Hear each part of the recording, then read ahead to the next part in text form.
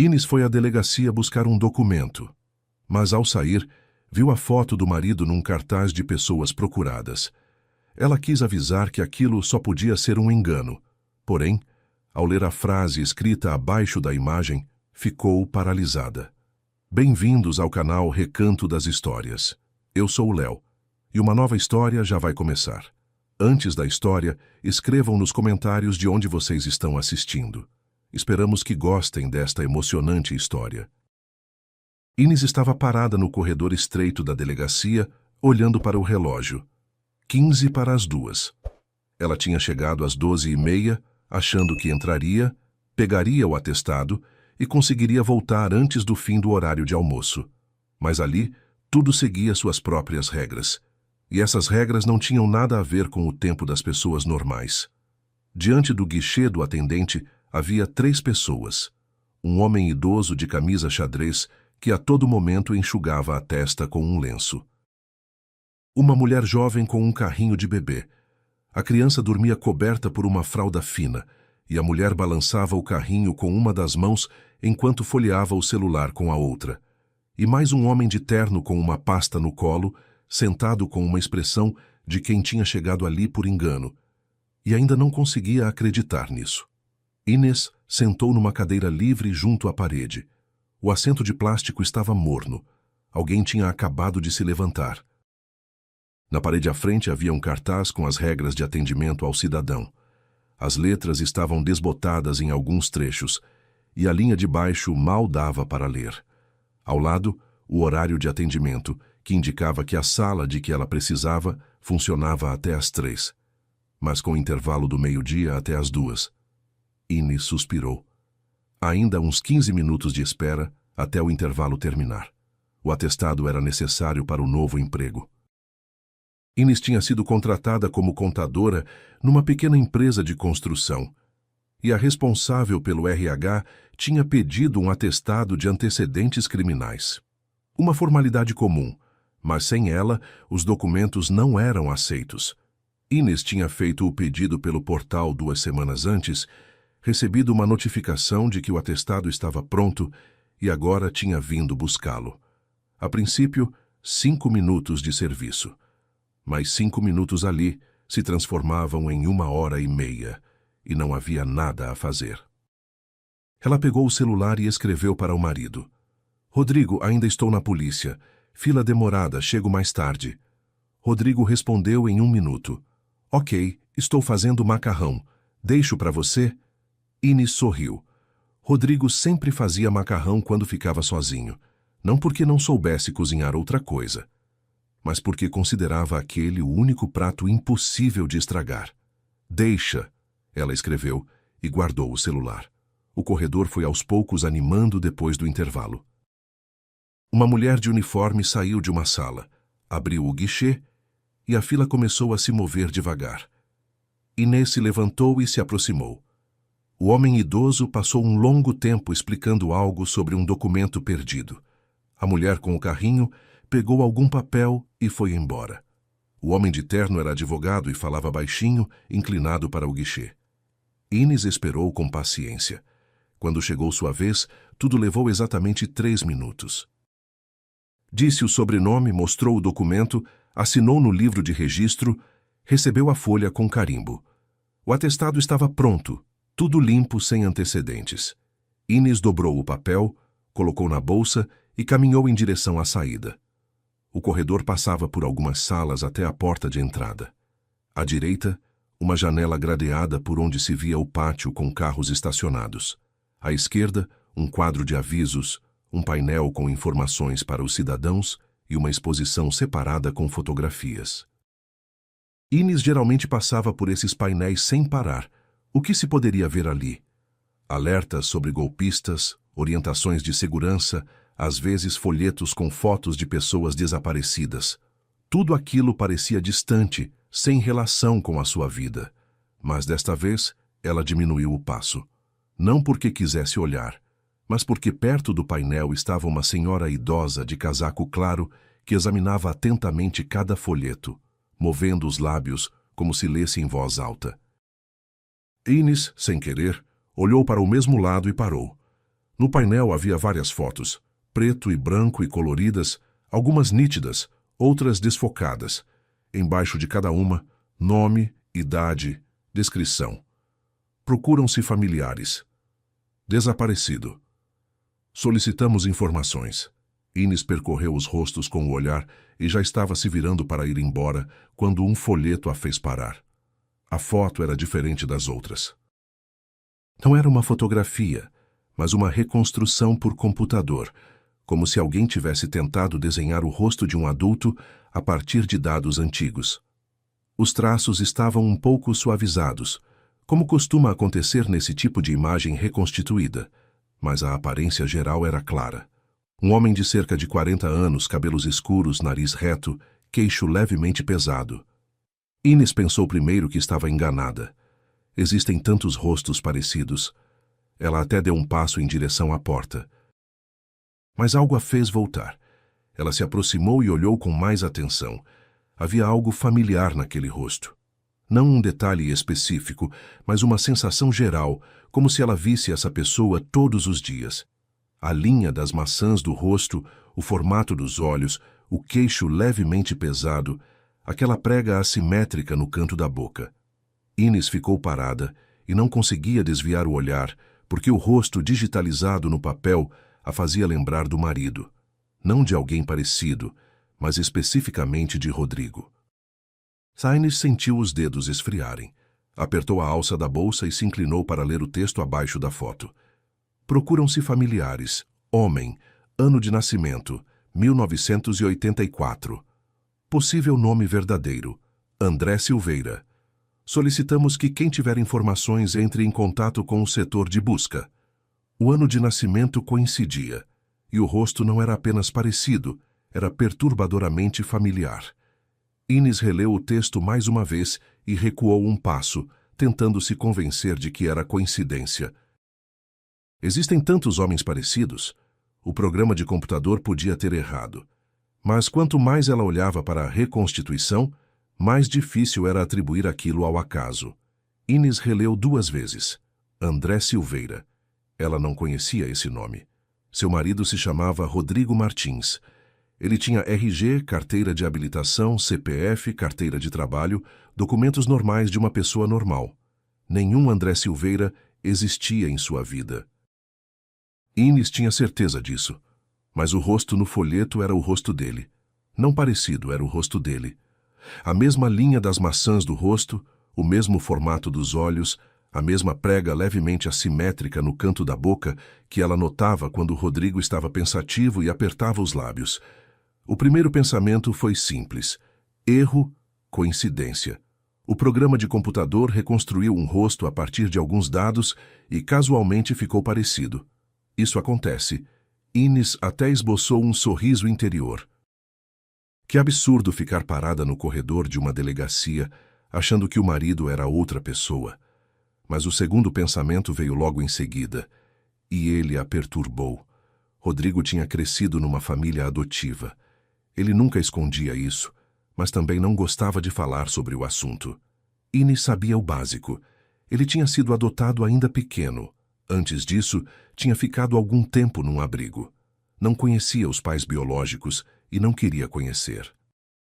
Toda vez que Ines tentava tocar no assunto com delicadeza, o rosto de Rodrigo mudava. Eu tenho pais, ele dizia. Os que me criaram. Isso é suficiente.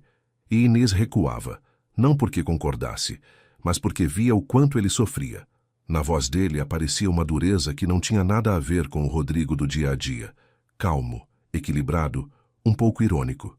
Essa dureza era como uma parede para trás, da qual ele não deixava ninguém entrar. Ines ficou parada diante do painel e não sabia o que fazer. Ela podia simplesmente ir embora, esquecer aquela foto, dizer a si mesma que era coincidência e seguir a vida. Rodrigo teria querido isso. Com certeza ele não queria que a esposa ficasse numa delegacia examinando anúncios de busca de seus possíveis parentes. Mas ela já não conseguia ir embora. Não depois do que tinha lido. Procuram-se familiares. Isso significava que alguém estava procurando esse homem. Não a polícia atrás de um criminoso, mas alguém próximo procurando uma pessoa perdida. E se de fato fosse Rodrigo, então havia alguém que o tinha procurado o tempo todo. Inês se virou e voltou ao guichê de atendimento. Atrás do vidro estava uma pessoa diferente, um rapaz jovem de uniforme que anotava algo no registro. Inês bateu no vidro com os nós dos dedos.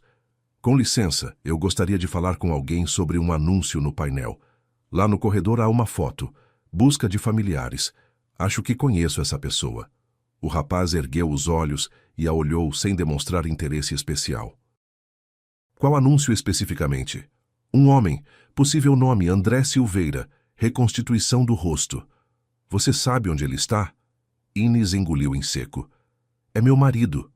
O atendente parou por um segundo, depois pousou a caneta. Aguarde um momento. Ele pegou o telefone interno e falou em voz baixa. Inês ficou parada diante do guichê e sentia o coração bater na garganta. Já se arrependia de ter se aproximado.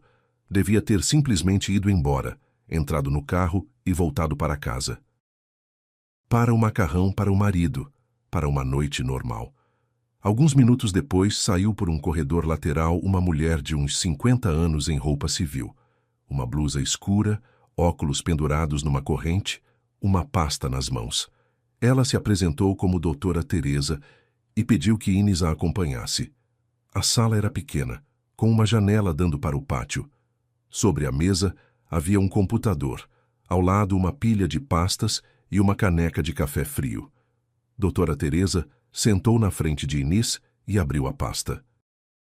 Você disse ao atendente que conhece o homem do anúncio.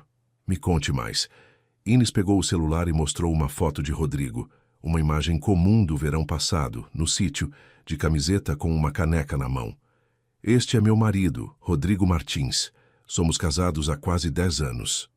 Doutora Teresa pegou o celular, olhou para a foto, depois abriu a pasta e tirou uma impressão, a mesma reconstituição que estava no painel.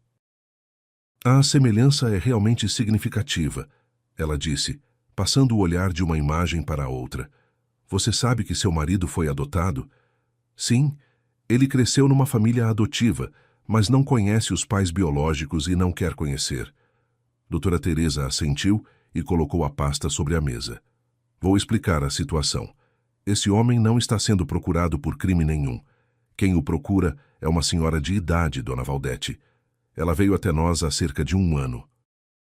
Segundo ela, muitos anos atrás perdeu um filho recém-nascido. Ele se chamava André Silveira. Ela guardou uma foto de quando ele era bebê, a descrição de suas características e alguns documentos. Fizemos uma reconstituição do rosto com base na foto da infância e nos dados genéticos da mãe. O resultado é o que você viu no painel. Mas por que a busca? Por que não é possível simplesmente encontrar a pessoa pelos documentos? Porque os documentos foram alterados. Depois do abrigo e da adoção, a criança recebeu outro nome, outro sobrenome. O nome André Silveira não existe mais em nenhum banco de dados. Não conseguimos estabelecer a ligação entre aquela criança e o adulto de forma direta, porque todos os dados foram substituídos na formalização. Por isso, o único caminho é o anúncio público. Esperamos que alguém reconheça as características ou o rosto. Inês ouvia e sentia crescer dentro de si uma estranha dormência. Tudo soava lógico, calmo, técnico. Doutora Teresa falava com uma voz uniforme, sem drama, sem pressão. Mas cada palavra pesava sobre Inês como uma pedra. Preciso ser honesta com você, Doutora Teresa continuou. Não podemos afirmar que seu marido é aquela criança. Para isso é necessário um teste de DNA. Mas a semelhança é significativa, as características coincidem e a idade bate. Se você estiver disposta, podemos iniciar o procedimento de verificação, mas somente com o consentimento do seu marido. Não temos o direito de agir sem o conhecimento dele. Inês assentiu, embora por dentro tudo gritasse que Rodrigo não concordaria. Ele se fecharia como sempre. Diria que aquilo não era problema dele. Diria que tinha paz. Vou conversar com ele, disse Inês em voz baixa. Doutora Teresa deu a ela o cartão de visita e o número do registro. Inês guardou tudo na bolsa e saiu da sala. O corredor estava vazio. A senhora idosa de casaco claro já tinha ido embora. O painel com as fotos ficava em silêncio. Inês se aproximou mais uma vez e olhou para o folheto com a reconstituição. Agora que sabia que não era busca de criminoso, mas procura de um filho perdido, o rosto na foto parecia diferente. Não suspeito, não inquietante, doloroso. Alguém procurava aquela pessoa. Alguém a esperava há anos. Inês saiu para a rua. O ar estava quente, com cheiro de asfalto aquecido e árvores floridas. Ela entrou no carro, pousou as mãos no volante e ficou alguns minutos simplesmente sentada, olhando para a frente. Depois pegou o celular e releu a conversa com Rodrigo. Última mensagem. Deixa. Macarrão. Um dia comum. Uma vida comum. Mas Inês já sabia que aquele dia não seria comum. Ela tinha fotografado o anúncio do painel ainda no corredor, automaticamente, sem pensar para quê. Agora aquela foto estava no celular, e Inês compreendia que não conseguiria simplesmente apagá-la, não conseguiria fingir que não tinha visto nada. Ela deu a partida e foi para casa. Durante todo o caminho, ficou pensando em como iniciar a conversa. Podia mostrar a foto durante o jantar, colocar o celular sobre a mesa e dizer: olha. Podia contar tudo desde o começo: o atestado, o corredor, o painel, o rosto. Podia até esperar, dar a si mesma um tempo para absorver, pensar, conversar com alguém. Mas Inês sabia de uma coisa: se ficasse quieta naquele dia, ficaria no dia seguinte, e depois disso se tornaria um segredo. Não de outra pessoa, seu próprio segredo, que ela carregaria consigo todos os dias, olhando para o marido e sabendo o que ele não sabia. Inês estacionou na frente do prédio, apagou o motor e ficou sentada mais um minuto. Depois pegou a bolsa e subiu. Rodrigo a recebeu no corredor. Ele estava de calça de casa e uma camiseta velha, descalço no piso. Na mão, uma espátula de madeira da qual pingava molho de tomate. Ah, você chegou na hora. Aqui decidi fazer não só macarrão, mas com molho. Tinha tomate, cebola, alho, praticamente culinária italiana. Ele sorriu e Inês sorriu de volta, embora por dentro tudo nela se contraísse. Rodrigo estava na sua frente, vivo, quente, familiar. Seu marido, Rodrigo Martins. Ou outra pessoa que ela ainda não conhecia. Rodrigo, disse ela tirando os sapatos, depois do jantar a gente precisa conversar. Ele a olhou com um pouco mais de atenção, mas não perguntou nada. Apenas assentiu e voltou para a cozinha. O cheiro de molho de tomate tomava conta do apartamento. Da janela entreaberta vinha o ar da noite, e tudo parecia tão normal, tão familiar, que Inês por um segundo pensou: será que é mesmo um engano? Será que é só um rosto parecido? E que amanhã os dois iriam rir do susto dela. Mas ela sabia que não iriam rir, porque coincidiu demais. Os traços do rosto, o ano de nascimento, as características que doutora Teresa mencionou. Era demais para ser coincidência. O jantar passou numa tensão estranha. Rodrigo contava algo sobre o vizinho que voltou a furar parede fora de hora, e sobre um gato que havia se acostumado a sentar no tapete em frente à porta deles, mesmo morando 2 andares acima. Inês assentia, sorria, até perguntou algo sobre o gato, mas seus pensamentos estavam longe. O macarrão com molho esfriava no prato enquanto ela fuçava com o garfo o mesmo pedaço de tomate sem conseguir se forçar a engolir. Rodrigo percebeu. Ele sempre percebia quando ela não estava bem, mesmo quando ela tentava disfarçar. Mas não perguntava, esperava.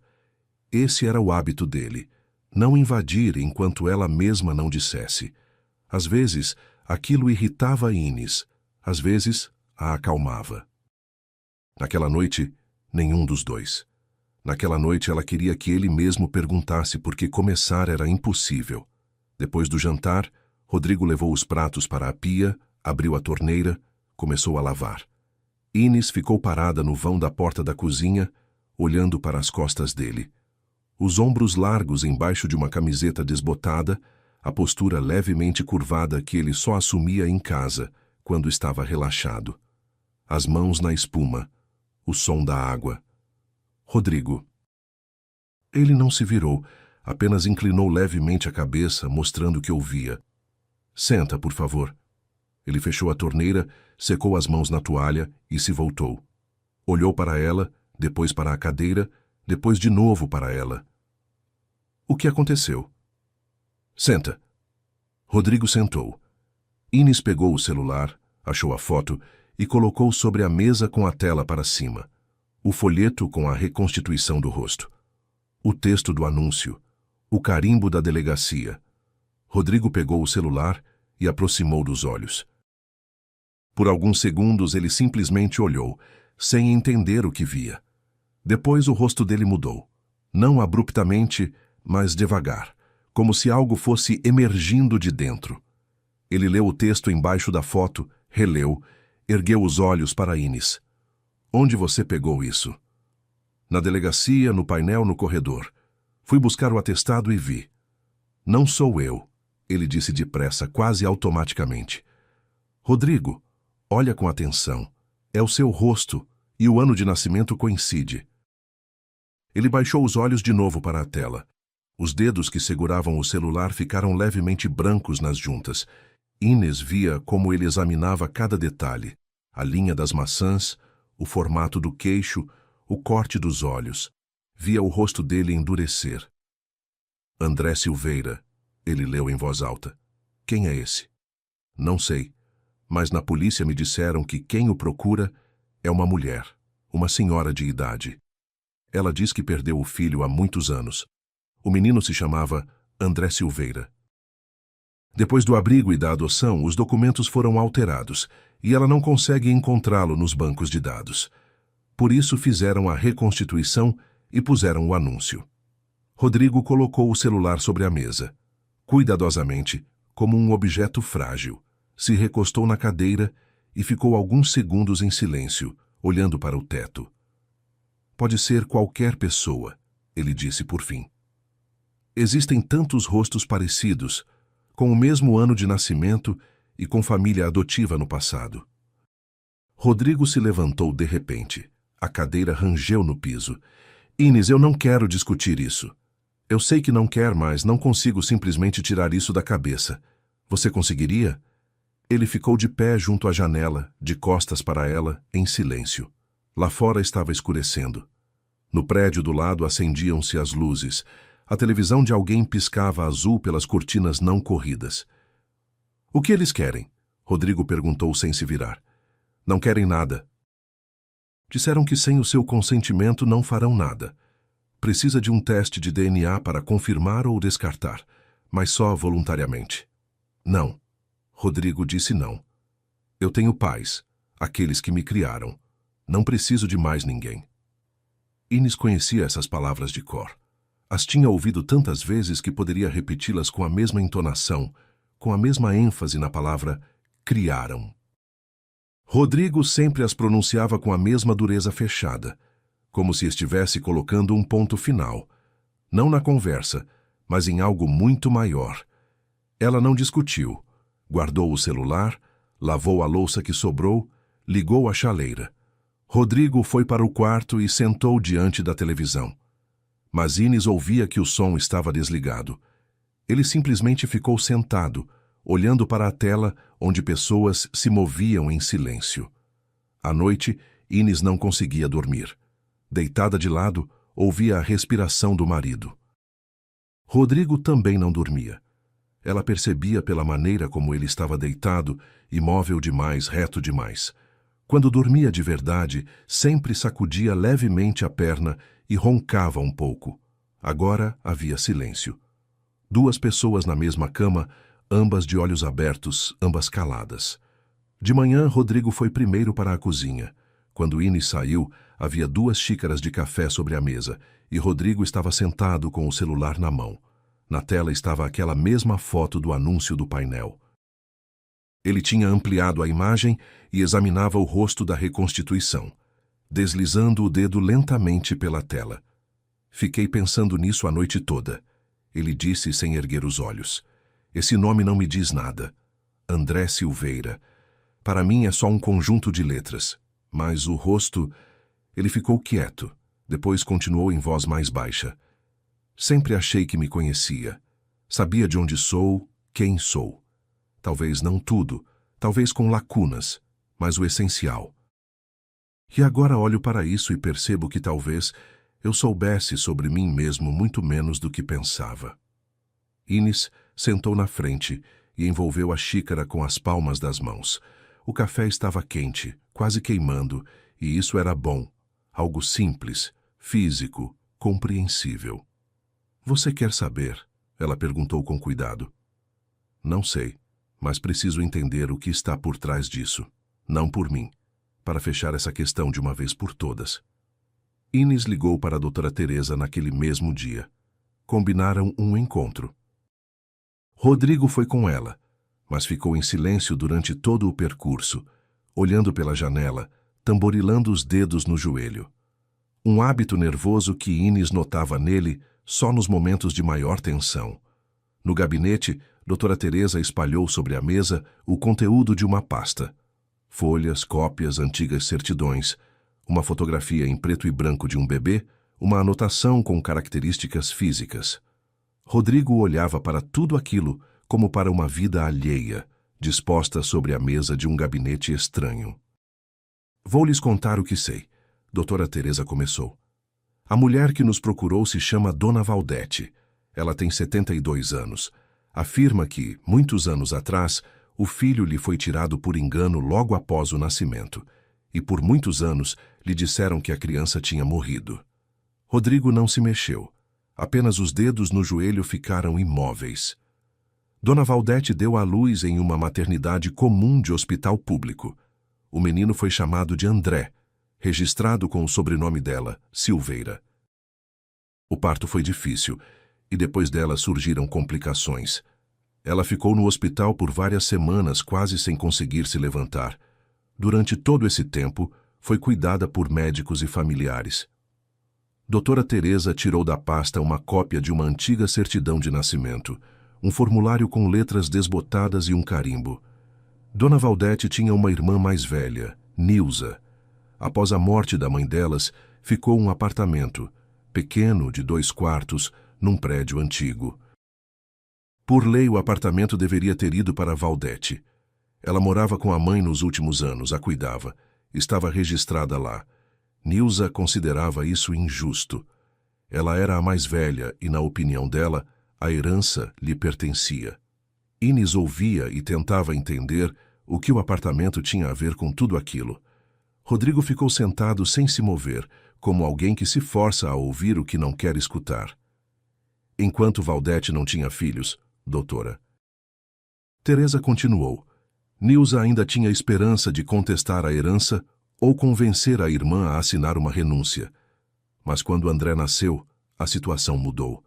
A criança se tornava automaticamente herdeira de Valdete. Se Valdete registrasse o apartamento em seu nome, depois dela o imóvel iria para o filho.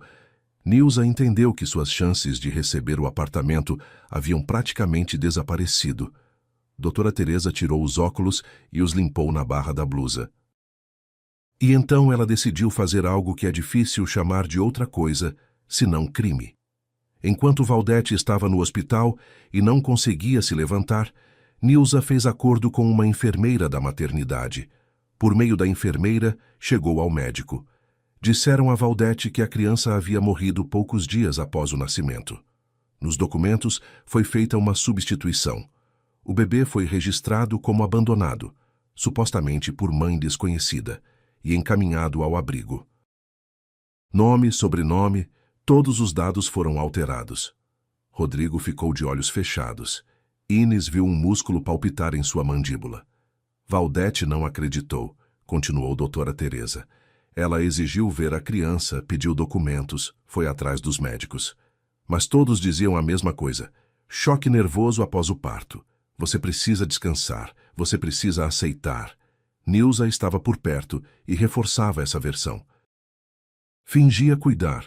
Persuadia a irmã a se conformar, enquanto providenciava a regularização do apartamento da mãe no seu próprio nome por via judicial. enquanto Valdete estava em tal estado que não conseguia nem contestar, nem lutar. E ninguém desconfiou de nada? Inês perguntou em voz baixa. Era outra época. A burocracia não era tão rigorosa. A enfermeira recebeu dinheiro, o médico fechou os olhos. A criança entrou no sistema como um abandonado sem nome. E daí em diante o rastro simplesmente se dissolveu. Ela foi adotada e recebeu outro nome, outro sobrenome. Rastros apagados. Rodrigo abriu os olhos e olhou para a Dona Teresa.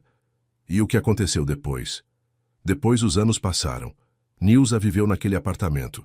Valdete foi se recuperando aos poucos, mas não tinha como provar nada. Não restaram documentos, não havia testemunhas. Ela foi várias vezes ao hospital, aos cartórios, mas em todo lugar batia numa parede. Formalmente, seu filho estava morto e o bebê real há muito tinha outros dados e vivia em outra família.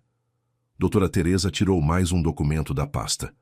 Uma declaração manuscrita em papel amarelado. Nilza morreu há 15 anos. Nunca confessou o que fez.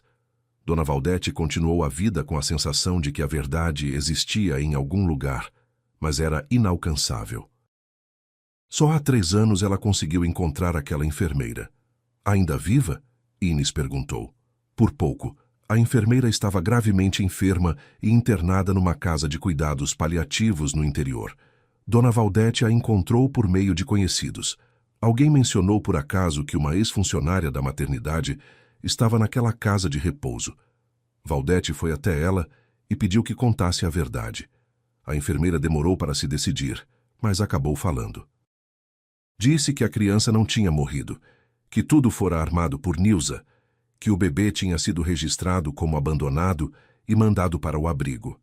Ela não sabia para onde o menino tinha ido depois, mas disse o nome, André Silveira, e confirmou que a criança havia sido tirada de uma mãe viva. Doutora Teresa continuou. Depois da conversa com a enfermeira, Dona Valdete procurou a polícia. Verificamos tudo o que era possível. Levantamos os arquivos do abrigo, encontramos registros de entrada de uma criança do sexo masculino sem identificação no período correspondente. Os dados coincidem por idade e data, mas a partir daí o rastro se interrompe. Na adoção, os documentos foram completamente substituídos e não conseguimos estabelecer a ligação entre aquela criança e um adulto específico sem um teste de DNA. Por isso, o anúncio. A única esperança é que alguém reconheça o rosto ou as características. Colocamos a reconstituição em várias delegacias. Dona Valdete concordou em fornecer seu material genético para comparação. Precisamos apenas de uma amostra do possível filho. Rodrigo ficou em silêncio. Inês o olhava e não se atrevia a falar. O ar no gabinete parecia denso e pesado, como antes de uma tempestade. Não estou pedindo que vocês tomem uma decisão agora, disse doutora Teresa.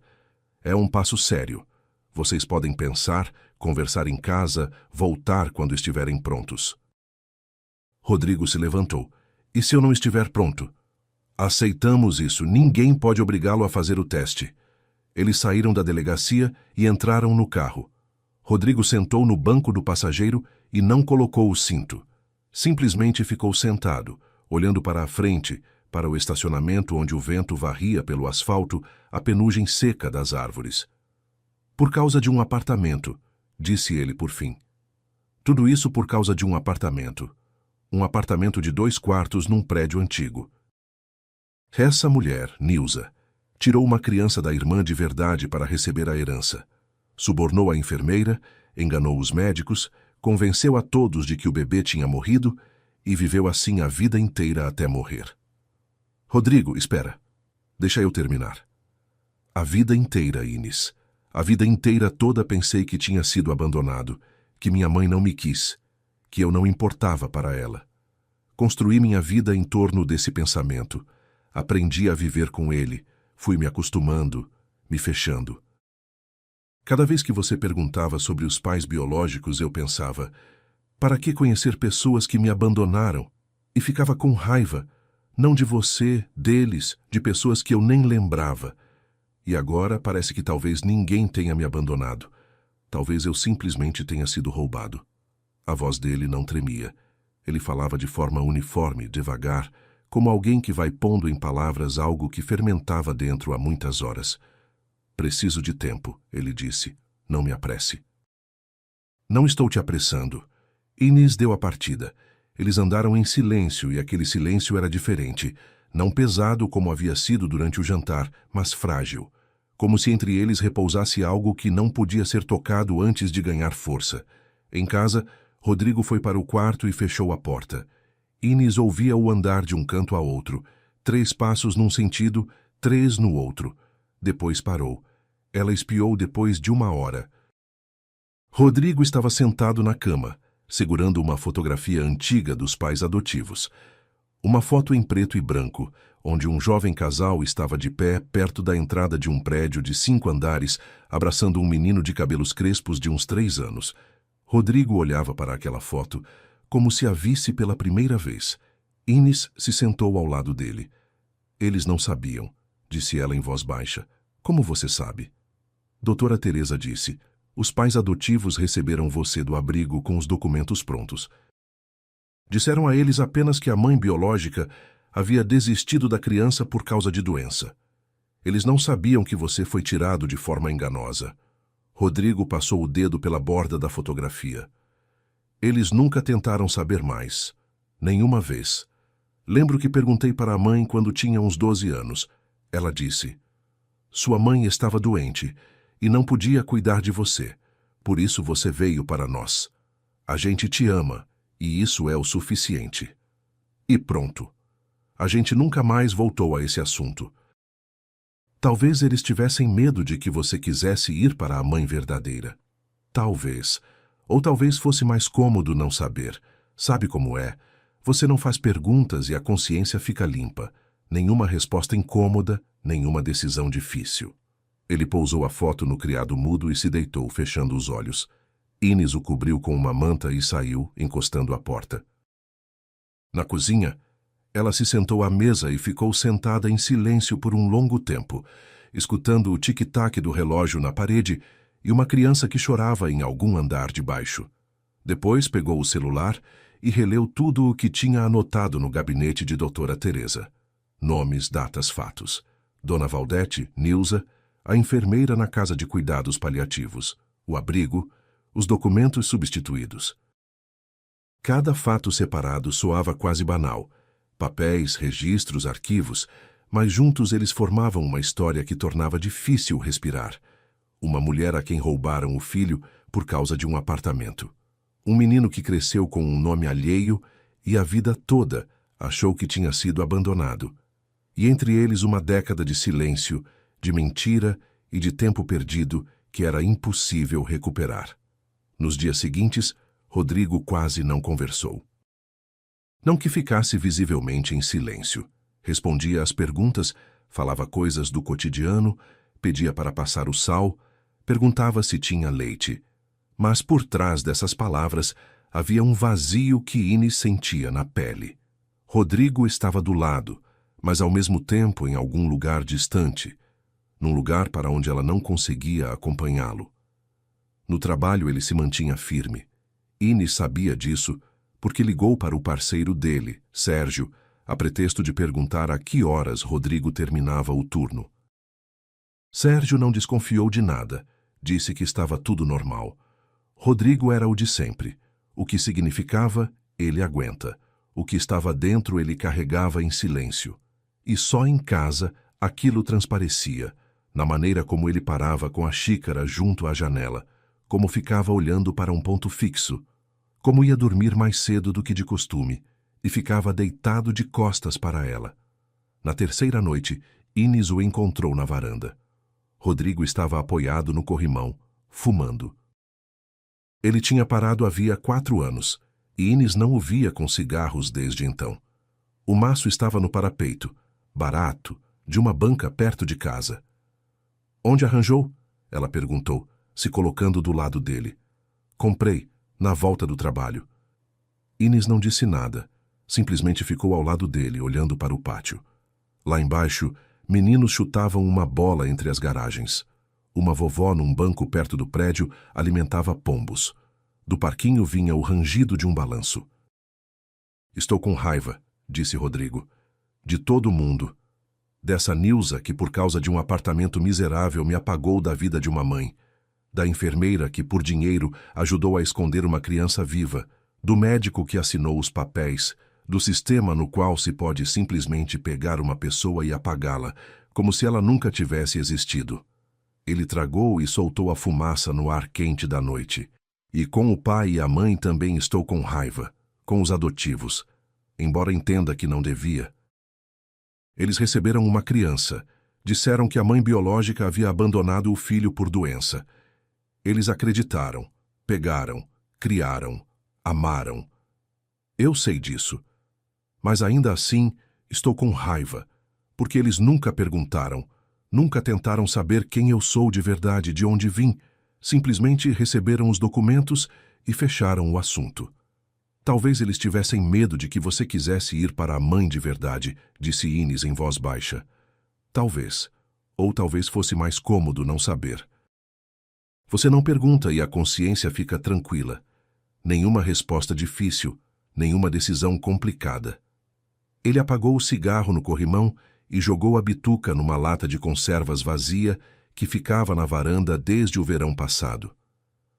Mas o que mais me corrói sou eu mesmo, porque tenho 40 anos, e nesses 40 anos vivi com a certeza de que fui abandonado, de que a mãe de verdade não me quis.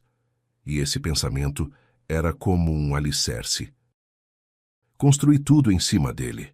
Minha dureza, minha independência, minha recusa em mexer no passado. Era orgulhoso. Não preciso de quem me abandonou. E resulta que ninguém me abandonou. Enganaram minha mãe. Disseram a ela que eu havia morrido. Ela chorava por mim enquanto eu estava no abrigo com um nome alheio. Rodrigo ficou em silêncio. Inês ficou ao lado sem tocá-lo. Sentia que agora não era o momento, que qualquer gesto seria demais, que ele precisava falar, deixar aquilo sair. E a melhor coisa que ela podia fazer era simplesmente estar ali. E sabe o que há de mais podre em tudo isso? Ele continuou depois de uma pausa. Não sei o que fazer com isso. Ficar com raiva de Nilza, que está morta, não tem sentido. Ficar com raiva da enfermeira, ela também já morreu. Ficar com raiva dos pais adotivos é injusto. Eles de fato me amavam. Ficar com raiva do sistema não adianta. E sobra só a raiva de mim mesmo. Por ter todos esses anos rechaçado a própria ideia de que a verdade podia ser diferente. Inês esperou ele terminar e só então disse o que queria dizer havia 3 dias. Rodrigo, você não tem nada para se culpar. Você viveu com o que lhe contaram, com o que estava nos documentos. Você não podia saber, ninguém podia. Mas agora sei. E agora preciso decidir o que fazer com isso. Ele se virou para ela. O rosto estava cansado. Havia sombras abaixo dos olhos que não existiam uma semana antes, mas o olhar era diferente, não fechado, como costumava ser, mas perdido. Inês, pela primeira vez em 10 anos, via Rodrigo verdadeiramente perdido. Ela está esperando, disse ele. Essa mulher, Dona Valdete, ela espera que alguém apareça, que alguém reconheça o rosto no painel e ligue. E se realmente for eu, então ela espera há 40 anos. Sim. E se não for eu? Se o teste mostrar que não somos parentes, o que acontece? Vou até uma senhora idosa desconhecida. Ela vai me olhar e entender que não é o filho. E vai ficar ainda pior para ela do que estava. E se for você? Inês perguntou. Se o teste confirmar, você está preparado para isso? Rodrigo se virou de novo. Não sei. Honestamente não sei. Porque se confirmar, tudo muda. Não formalmente, não no papel. Por dentro. Se for verdade, então roubaram minha mãe. Tiraram dela o filho. E eu sou aquele que foi roubado. Não abandonaram, não entregaram, não deixaram por vontade própria. Roubaram. Por causa de um apartamento. E aí toda a minha raiva, todo o meu ressentimento, toda a carapaça que fui construindo por tantos anos, tudo isso foi erguido em cima de uma mentira alheia, mesquinha, calculista. Eles ficaram na varanda, e o vento movia a cortina da porta aberta. Lá embaixo, os meninos tinham parado de jogar e se dispersado para casa. A vovó com os pombos também tinha ido embora, e o pátio ficou vazio. Apenas o poste perto da entrada acendia em laranja, projetando longas sombras no asfalto. Passou mais uma semana. Rodrigo parou de fumar tão subitamente quanto havia começado. Inês achou o maço semi-vazio no lixo e não disse nada. Ele começou a ligar com mais frequência para a mãe adotiva, conversava longamente, perguntava da saúde, do jardim, dos vizinhos. Inês entendia. Ele procurava nessas conversas algo, um apoio, uma confirmação de que sua vida era real, de que o amor era real, de que nem tudo ao redor havia sido construído sobre engano. Numa noite em que estavam sentados na cozinha e Inês verificava documentos de trabalho no computador, Rodrigo perguntou: "O que você acha? Ela vai me reconhecer?" "Quem?" "Dona Valdete. Se eu for, ela não me viu desde o nascimento. Vira um bebê. E virá um homem de 40 anos com cabelos prateados nas têmporas. Ela vai mesmo entender que é aquela criança?" Inês fechou o computador. "Não sei. Provavelmente não. É impossível reconhecer alguém que não se viu por 40 anos. Mas ela não precisa reconhecer, ela precisa saber. E para isso existe o teste. O teste é papel, números e porcentagens. Estou perguntando outra coisa. O que ela vai sentir quando me ver? O que vou sentir eu? Talvez nada. Talvez eu vá, a veja e entenda que é uma estranha. E então o quê? Os dois ficamos sentados fingindo que está tudo bem. Rodrigo, você não pode saber com antecedência o que vai sentir. Ninguém pode. É exatamente disso que tenho medo." Inês se levantou, foi até ele e sentou na cadeira do lado. Seus joelhos se tocaram. Ela pegou a mão dele. A palma estava seca e quente. Os dedos tremeram levemente, mas não se afastaram. "Olha", disse ela, "não vou te convencer nem dizer que você deve fazer isso por ela ou por si mesmo. Mas digo uma coisa, se você não for agora, vai pensar nisso pelo resto da vida. Cada dia, passando por um espelho, vai se lembrar daquele rosto no painel e perguntar a si mesmo: e se fosse verdade? E se eu pudesse ter sabido? E me virei para longe de mim mesmo." "Se virar para longe de mim mesmo", Rodrigo repetiu. Ele apertou os dedos dela. "Você entende que se for confirmado, nossas vidas mudam. Não formalmente, mas por dentro. Se for verdade, terei uma mãe. Uma mulher de 72 anos que não conheço e vou ter que de alguma forma conviver com isso. Com 2 mães, com 2 nomes, com 2 versões do próprio passado. Você vai superar. Você sempre supera." Rodrigo esboçou um sorriso de canto da boca, sem alegria. "Você diz isso com tanta certeza." "Porque faz 10 anos que te vejo superar coisas com que a maioria das pessoas não conseguiria lidar.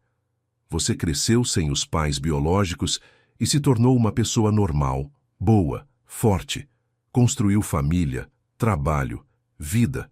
Não quebrou e agora não vai quebrar." Rodrigo ficou em silêncio por um longo tempo. Lá fora havia chuva. As gotas batiam no beiral e aquele som enchia a cozinha com um ritmo constante, quase tranquilizador. Depois, ele tirou a mão, se levantou e foi até a janela. "Está bem", disse ele olhando para o pátio molhado. "Liga para ela, para a doutora Teresa. Diz que eu concordo com o teste e se o resultado for positivo, estou pronto para me encontrar."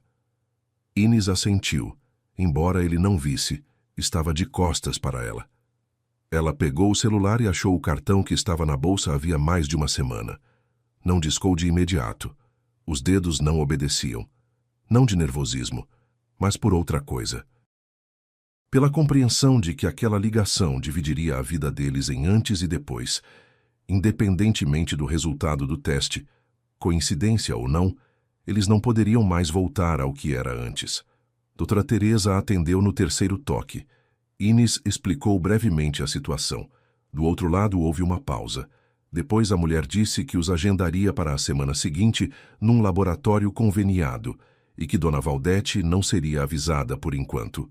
Primeiro o resultado, depois a decisão sobre o encontro. Rodrigo ouviu a conversa sem se virar. Quando Inês desligou, ele disse: "Obrigado." "Por quê?" "Por não ter deixado isso passar. Eu teria passado pelo painel e nem parado. Ou parado, mas me convencido de que era impressão. Você não se convenceu. Você foi e perguntou." Inês se aproximou e se pôs ao lado dele junto à janela. A chuva havia intensificado e pelo vidro corriam longas faixas d'água que embaralhavam as luzes dos postes. "Simplesmente não consegui passar", disse ela. "Vi o seu rosto num papel alheio e as pernas me levaram sozinhas até o atendente. Não havia nenhum plano, nenhuma decisão. Simplesmente não consegui." Rodrigo pousou a mão no ombro dela e ficaram assim, os dois juntos, na janela molhada ouvindo a chuva. Pela frente havia o teste, o resultado, um possível encontro, tudo aquilo que apertava o estômago de ambos. Mas naquele minuto, no silêncio da cozinha, ao ritmo das gotas, Inês, pela primeira vez naqueles dias, sentiu que Rodrigo havia voltado, não inteiramente, não por completo, mas ao menos em parte. Ele havia parado de se esconder atrás da parede e a havia deixado entrar no lugar em que tinha medo. E isso significava mais do que qualquer palavra. O laboratório conveniado ficava no segundo andar de um edifício comercial, no fim de um longo corredor com paredes bege e cheiro de álcool. Rodrigo deu o sangue em silêncio. Dobrou a manga e virou a cabeça, enquanto a enfermeira procurava a veia. Inês ficou sentada ao lado, numa cadeira de plástico, olhando para um cartaz sobre prevenção da gripe que havia na parede, provavelmente havia anos. As bordas estavam amareladas e dobradas para dentro. O resultado foi prometido para 10 dias. Aqueles 10 dias se arrastaram como se alguém tivesse deliberadamente freado o tempo. Rodrigo foi ao trabalho, voltou, jantou, assistiu televisão. Tudo como sempre. Mas Inês notava detalhes que antes não chamavam atenção. Rodrigo passou a parar com mais frequência diante do espelho no corredor, não para arrumar o cabelo ou verificar a gola, mas simplesmente ficava parado, olhando para o próprio reflexo. Examinava os próprios traços como se tentasse encontrar neles outra pessoa, o menino chamado André, que talvez ele nunca tivesse conhecido. No 7º dia, ligou doutora Teresa. O resultado havia chegado antes do prazo.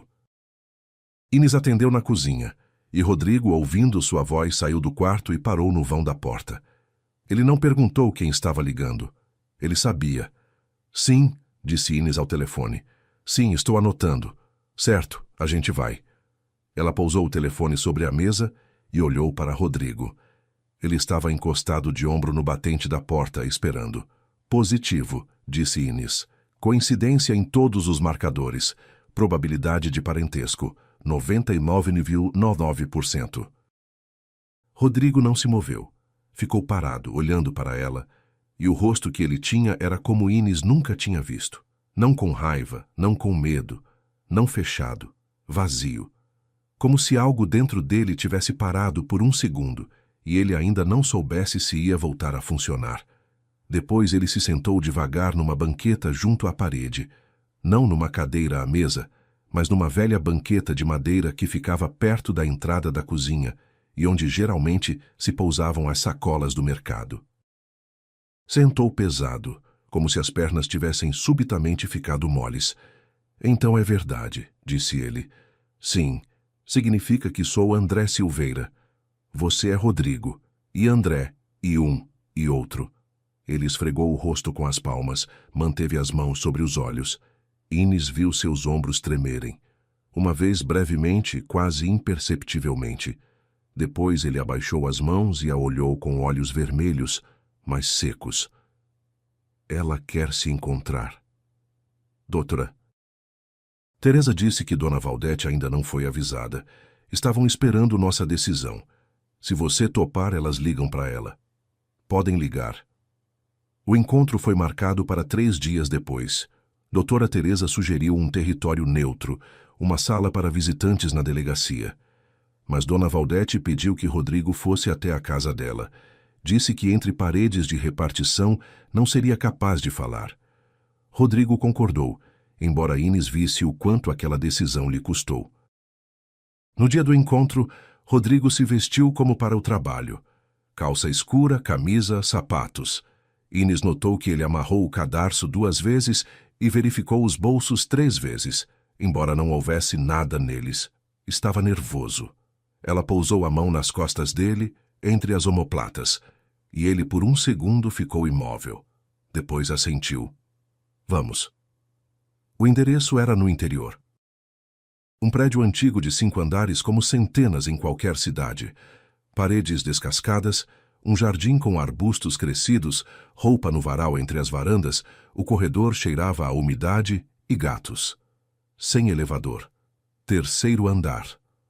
Porta à esquerda, revestida de um couro sintético marrom e gasto. Rodrigo ficou de pé diante da porta sem tocar a campainha. Inês ficou 1 degrau abaixo, esperando. Passou 1 minuto, talvez 2. Então ele levantou a mão e apertou o botão. Lá dentro soou um ruído abafado, uma campainha mecânica antiga. A porta não se abriu logo. Primeiro ouviram-se passos, lentos, cautelosos, com um leve arrastar. Depois, clicou a fechadura e a porta se entreabriu na largura de uma corrente. Na fresta, apareceu um rosto. Uma mulher pequena, de cabelos brancos presos num coque, num roupão sobre uma blusa. Ela olhava para Rodrigo de baixo para cima. No primeiro segundo, Inês achou que a mulher não o reconhecia. Ela simplesmente olhava com atenção, sem sorrir, sem lágrimas, sem aquele grito dramático que Inês havia involuntariamente imaginado. Depois, Dona Valdete tirou a corrente e abriu a porta completamente. Ela ficou no corredor, pequena, magra, de chinelos nos pés descalços, e olhava para Rodrigo como se tentasse sobrepor 2 imagens. Aquela que guardava na memória havia 40 anos e a que via agora. Ela não se atirou para ele. Não o abraçou.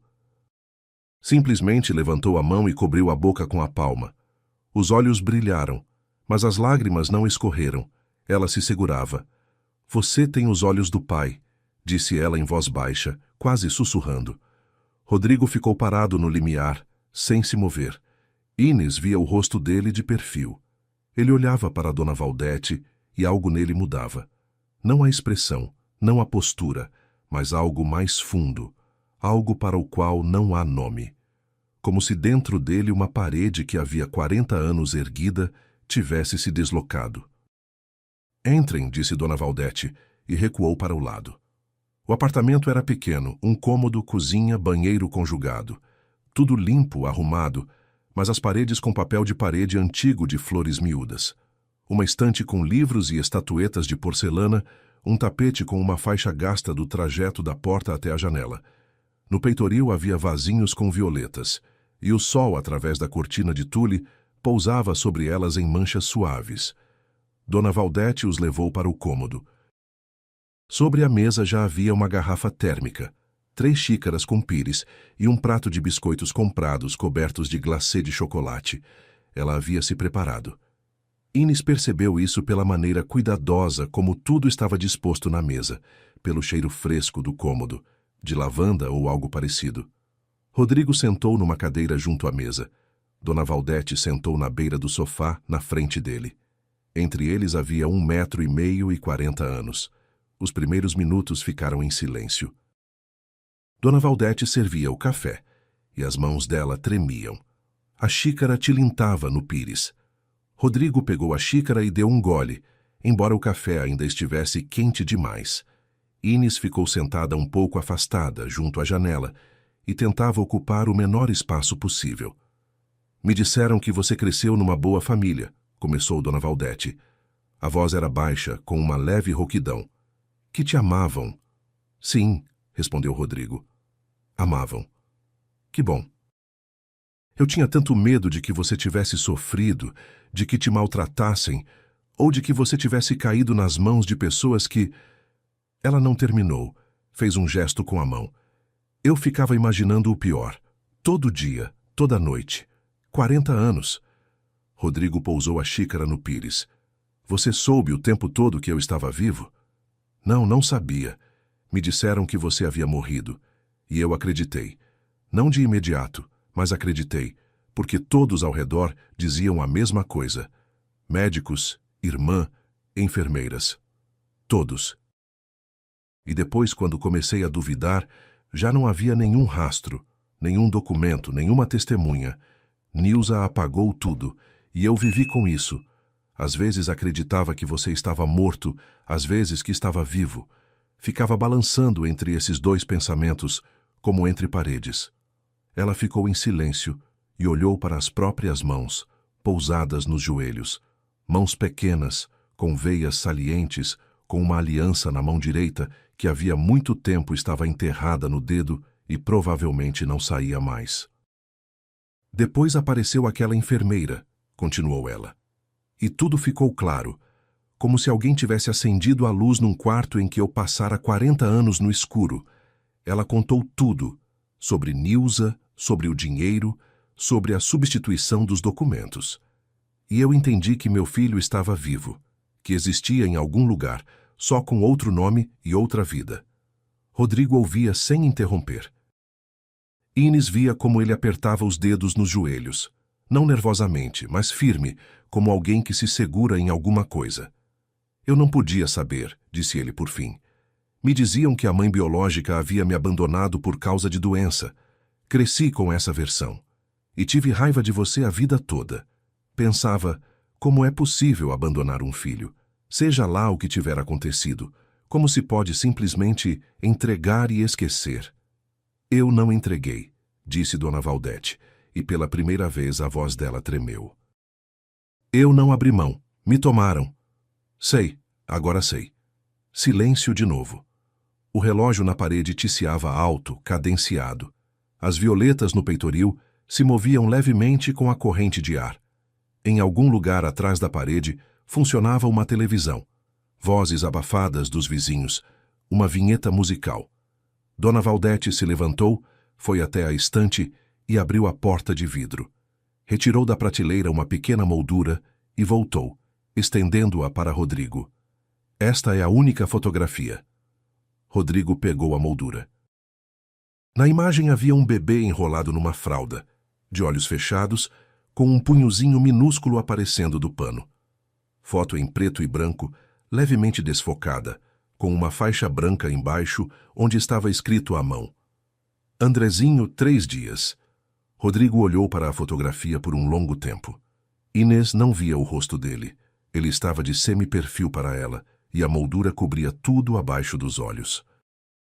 Mas ela via como ele respirava, de forma irregular, com pausas, como alguém que tenta segurar algo dentro de si.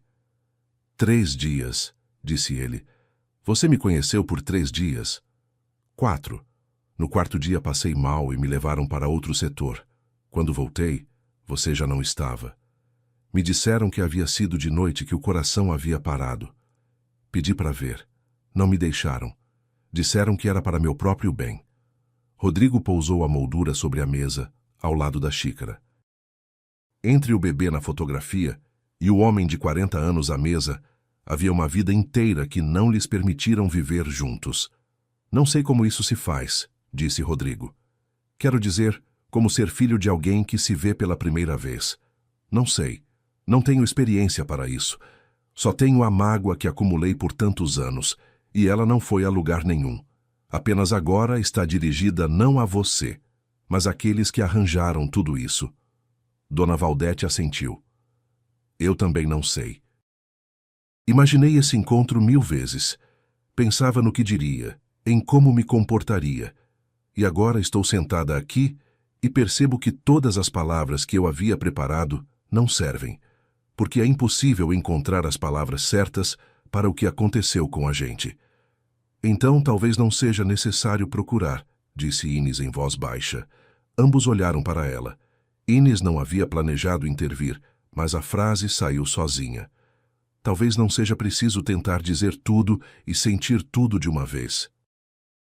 Talvez, para começar, seja suficiente que vocês dois estejam aqui, na mesma sala, depois de 40 anos. Dona Valdete olhou para Inês e em seus olhos passou algo. Não gratidão, mas reconhecimento. Como se ela tivesse visto em Inês alguém que entende. Você escolheu uma boa esposa, ela disse para Rodrigo. Foi ela que me escolheu, respondeu Rodrigo. e o canto de sua boca se mexeu. Não era um sorriso, mas o começo de um. A primeira vez, eles ficaram na casa de Dona Valdete por 2 horas. Não falaram do principal, da dor dos anos perdidos de Nilza. Falaram de outra coisa. Dona Valdete contou sobre as flores no peitoril, sobre a vizinha que lhe trazia queijo fresco do mercado, sobre o gato do pátio que todo mundo alimentava e ninguém levava para casa. Rodrigo contou sobre seu trabalho, sobre como estavam fazendo reforma no banheiro, e ele confundiu os canos, e os inundou tanto que os vizinhos de baixo subiram com uma panela colocada sob o lustre. Dona Valdete riu em voz baixa, cobrindo a boca com a palma da mão, exatamente como havia feito no momento em que abriu a porta. Quando foram embora, Dona Valdete saiu para o corredor e ficou de pé, enquanto Rodrigo calçava os sapatos. Ele se endireitou e eles ficaram face a face, ele alto, ela pequena. Ele lhe chegava ao ombro. "Posso vir de novo?" Rodrigo perguntou. Dona Valdete assentiu várias vezes, depressa, como se tivesse medo que ele mudasse de ideia. "Venha quando quiser." "Estou sempre em casa." No carro, Rodrigo ficou em silêncio até chegarem em casa. Inês não o tocou, não perguntou como ele estava. Estacionou na frente do prédio, apagou o motor. Ficaram sentados em silêncio, e Rodrigo olhava pelo para-brisa para o pátio familiar. O mesmo banco, as mesmas garagens, o mesmo poste. "Ela disse os olhos do pai", pronunciou ele. "E eu nem sei quem é meu pai. Não perguntei. Tive medo." "Vai perguntar na próxima vez." "Sim, na próxima vez." Ele visitava Dona Valdete toda semana, primeiro com Inês, depois às vezes sozinho. Levava mantimentos, trocava lâmpadas, consertou a torneira da cozinha que vazava. Provavelmente há anos havia uma bacia esmaltada com aro enferrujado de água embaixo da pia. Dona Valdete não pedia. Ele percebia por si mesmo e fazia as coisas, como se estivesse recuperando o tempo que deveria ter passado, fazendo isso todos esses anos. Eles foram aprendendo um ao outro, devagar, com cuidado, sem palavras desnecessárias. Dona Valdete não se lançava em abraços e não o chamava de filho. Sentia que era cedo demais. Rodrigo não a chamava de mãe. A língua não obedecia. Mas a cada visita, a distância entre eles diminuía. Não em metros, em outra coisa, invisível, mas perceptível. Inês observava aquilo e sentia uma mistura estranha de alívio e apreensão. Alívio porque Rodrigo estava descongelando. Ele havia voltado a conversar no jantar, a brincar, a contar sobre o trabalho. Apreensão porque entendia que aquele processo não seria fácil nem rápido. Pela frente, ainda vinham conversas com os pais adotivos que ainda não sabiam de nada. Pela frente estavam questões jurídicas, morais, cotidianas. Pela frente havia um longo caminho em que ninguém podia garantir que tudo terminaria bem. Mas uma coisa Inês sabia com certeza. Naquele dia na delegacia, quando tinha visto no painel o rosto do marido, ela havia pensado que aquilo era o começo de uma catástrofe, que aquele folheto destruiria a família deles, abriria algum segredo terrível, viraria tudo de cabeça para baixo. Mas aconteceu o contrário. O folheto não tirou dela o marido. Ele devolveu a Rodrigo o que lhe faltava durante toda a vida. A verdade. Não uma verdade bonita nem conveniente, não aquela que se deseja ouvir. Simplesmente a verdade. Não o tinham abandonado. Tinham-o procurado e encontrado. Um mês depois, Rodrigo foi àquela delegacia e pediu para retirar o anúncio do painel. Doutora Teresa o encontrou no corredor, sorriu e disse que era o primeiro caso em muito tempo em que um anúncio de busca de familiares havia terminado assim. Rodrigo despregou cuidadosamente o papel do quadro. A reconstituição do rosto olhava para ele. Os mesmos olhos, a mesma linha das maçãs do rosto, o mesmo queixo. Só que agora aquele rosto não era mais um enigma. Era o dele. Inês ficou ao lado e viu como ele dobrava o folheto ao meio e o colocava no bolso interno do casaco. "Para que você quer isso?" ela perguntou. "Não sei. Talvez um dia mostre para os filhos, se tivermos. Direi. É assim que acontece." Uma pessoa pode viver 40 anos sem saber quem é, e aí a esposa vai buscar um atestado na delegacia e casualmente vê o rosto dele num painel. Ines segurou o braço dele e eles saíram da delegacia. Lá fora estava ensolarado, as árvores farfalhavam as folhas e em algum lugar dobrando a esquina crianças riam. Rodrigo caminhava ao lado dela e Ines sentia a mão dele, quente, firme, viva. A mão de um homem que não se esconde mais do próprio nome, que sabe que é possível ser Rodrigo e ser André ao mesmo tempo, que é possível amar os pais adotivos e ao mesmo tempo aceitar a mãe de verdade, que o passado não pode ser reescrito, mas se pode parar de se esconder dele. E que às vezes o mais importante da vida começa com alguém que simplesmente parou diante de um painel e não passou em frente. Obrigado por terem ouvido a história. Com vocês esteve o canal Recanto das Histórias. Desculpem eventuais erros. Escrevam nos comentários o que acharam. Se gostaram, se inscrevam no canal.